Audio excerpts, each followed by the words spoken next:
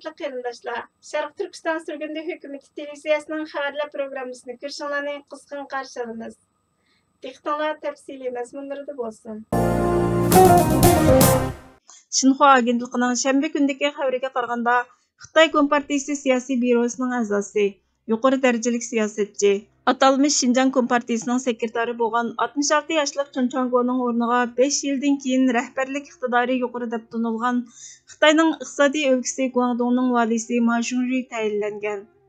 Yorgan Universiteti tarix fanlari professori James Millward, meningcha Ma Xunrining bu vazifaga tayinlanishidagi maqsad, garchi Sharq Turkistonda vaziyat normal bo'lmasa-mu, G'arbdagi demokratik davlatlar Xitoyni irqiy qirg'inchilik bilan ayblayotgan ahvolda xuddi Sharq Turkistonning iqtisodiy vaziyatini taraqqiy qilayotgan qilib ko'rsatish dedi. Reuters agentligi tomonidan so'ralgan atalmış Şinjandagi rahbarlikning o'zgarishi xalqaroning besimiga asosan elib berilganmi yoki bu rayonning siyosatining o'zgarishidan derak beramdi degan savolga Xitoy Tashqi ishlar ministrligi bu Xitoydagi xodimlarning normal almashishi deb javob bergan. Mutaxassislarning aytishicha, Ma Xunri sobiq olam qatnashi injeneri, sanoat boshqaruvchisi bo'lganligi uchun tanlangan bo'lishi, ammo uning yo'nalishini o'zgartmaydiganligi ma'lum ekan.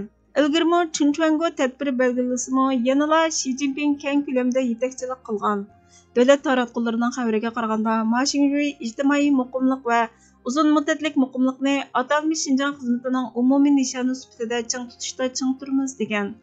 Atalmış Şinjan kundalik gazetining xabariga qaraganda, Ma familiylik bu Xitoy ta'minlash zanjirini zamonaviylashtirish kerakligini aytgan.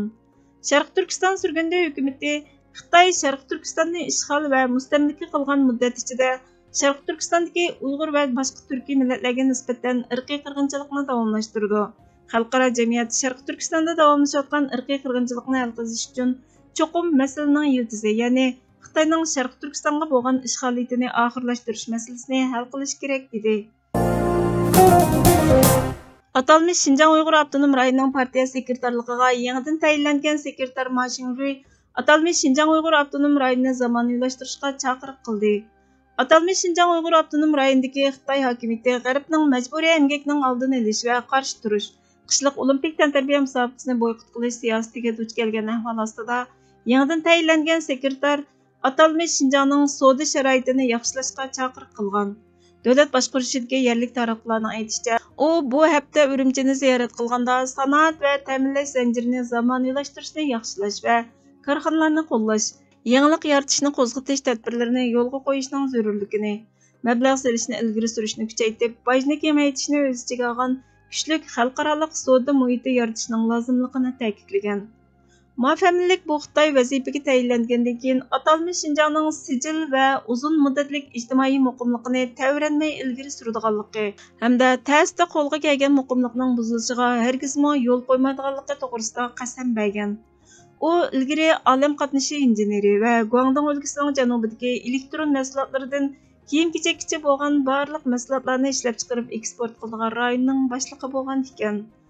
Bosh ministerimiz Salih Xudoyer apandi Xitoy ishg'ol qilib olgan Sharq Turkistonga yangidan tayinlangan mustamlikachi hokimiyat rahbari Ma Xunri muqimlikni qo'g'dash va taraqqiy qildirish, zamonaviylashtirishni ilgari surish nomi bilan Beijingning uzun tarixdan beri yurgizib kelayotgan mustamlika qilish va irqiy qirg'inchilik yurgizish siyosatini davomlashtirish uchun va'da berdi dedi.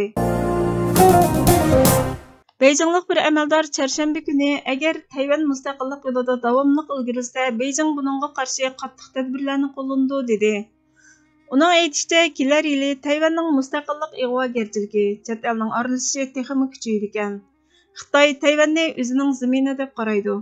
O'tgan yili Tayvanga bo'lgan ig'dorchilik qilish huquqiga erishish uchun diplomatik va harbiy bosimni kuchaytirib o'tgan. Xitoy Tayvan ishlari ishxonasining bayonotchisi Ma Xiaogang axborot e'lon qilish yig'inida mustaqillik masalasida har qanday bir qizil sisiqdan eshib ketilsa, harakat qo'llanishni o'ttirg'a qo'ydi. Tayvan davlat ishlari kengashi chorshanba kuni kechda e'lon qilgan bayonotida Beijingdan Tayvanga qaratgan xizmati ustida astoydil o'ylanish va vaziyatga to'g'ri hukm chiqarishni, barobarlik asosida suhbat elib berishni talab qildi. Tayvan bo'g'zi va rayonning tinchligini qo'g'dash uchun kuch ko'rmaslik siyosatini saqlab kelganligini aytdi. Tayvanning Amerika bilan rasmiy diplomatik munosabati bo'lmasa-mu, Amerikaning uningga qurol setib berishi va eng muhim xalqaro qo'llovchi bo'lishi munosabatning jiddiylashishining muhim omili deb qaraldi.